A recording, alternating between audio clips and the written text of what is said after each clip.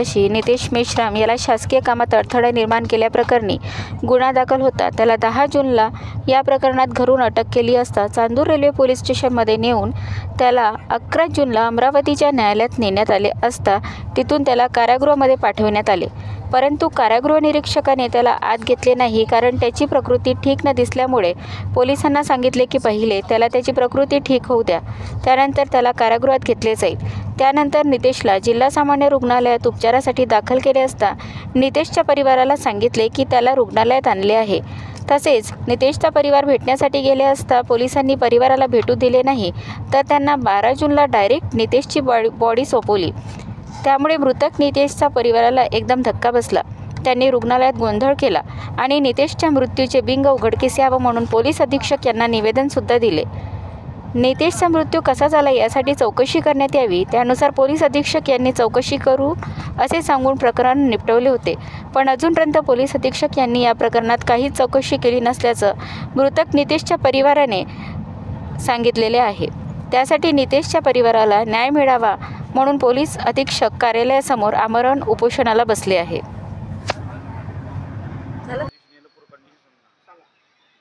मी रुपाली, नितेशची बहीण।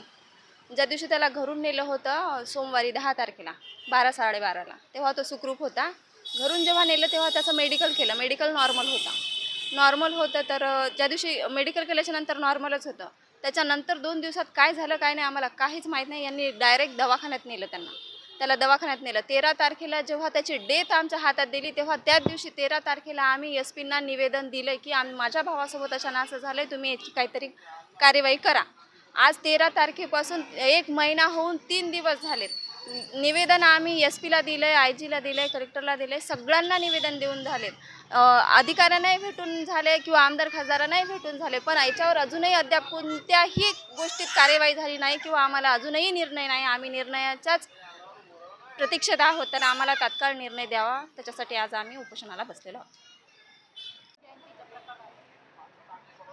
जय भीम, जय शिवराय। मी रितेश तेलमोरे, भीम आर्मी जिल्हाध्यक्ष।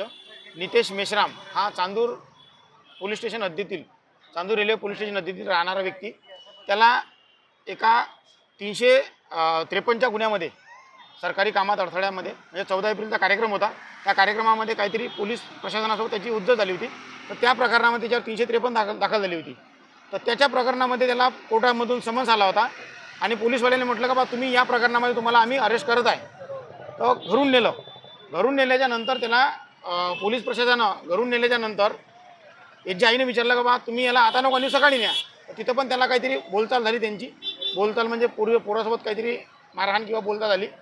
त्याच्यानंतर नेल्याच्या नंतर 12 तारखेला 12/6ला नेलं पोलीस स्टेशनमध्ये। पोलीस स्टेशनमध्ये नेऊन जेव्हा हे पोलीस स्टेशनला गेलं तर त्याला भेटू दिलं नाही। यांनी म्हटलं का म्हणजे कोर्टात हजर व्हा, कोर्टात तुम्ही भेटू शकता, इथं तुम्ही भेटू शकत नाही, ते झालं। त्याच्यानंतर मग पोलीसवाल्यांनी तिथे भेटू दिलं नाही, कोर्टात आणलं तेव्हा याला भेटू दिलं नाही। मग यांनी नेलं जेलला, का बा याला जेलमध्ये आपण हे करायचं।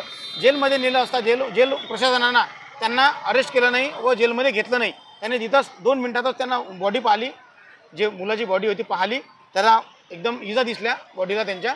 तर त्यांनी डायरेक्ट म्हटलं का बा आम्ही याला घेऊ शकत नाही, याला पहिले तुम्ही स्टेबल करून आणा आणि त्याच्यानंतर आम्ही जेलमध्ये घेऊ। मग इरविनला नेण्यात आलं। यांना काही सांगत नाही का इरविनला नेलं कुठं नेलं म्हणून, यांना टाळाटाळाचे असे उत्तर मिळत गेले। मग दुसऱ्या दिवशी जेव्हा हे बोलायला गेले पोलीस स्टेशनला तर त्यांनी म्हटलं का तुमचा पोरगा बा दवाखान्यात आहे म्हणून। दवाखान्यात गेले तर दवाखान्यात त्यांनी म्हटलं का बा तुम्हाला आम्ही भेटू देतो म्हणून, पण भेटू दिलं नाही पोराला। डायरेक्ट संध्याकाळी यांच्या हातात त्याच्या पोराची बॉडी देण्यात आली।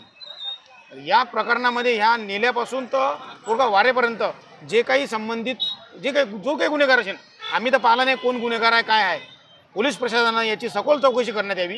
त्या पोलीस स्टेशनमध्ये ज्यांनी त्यांना नेलं त्यामध्ये त्याला कोण मारलं, काय मारलं, त्याची मृत्यू कशामुळे झाली, काय झाली, हे महिन्याभरापासून डॉक्टरांकडून रिपोर्ट आलेला आहे का याची नैसर्गिकरित्या मृत्यू झालेली नाही आहे, अनैसर्गिकरित्या मृत्यू झालेली आहे।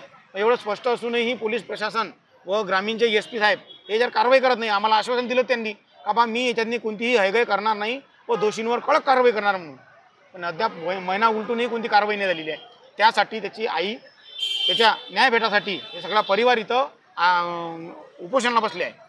जर त्याला यांच्या जर जीवाला काही झालं तर याचे संपूर्ण जबाबदार पोलीस प्रशासन व जिल्हाधिकारी राहील. यांना सगळ्यांना निवेदन देण्यात आलेले आहे.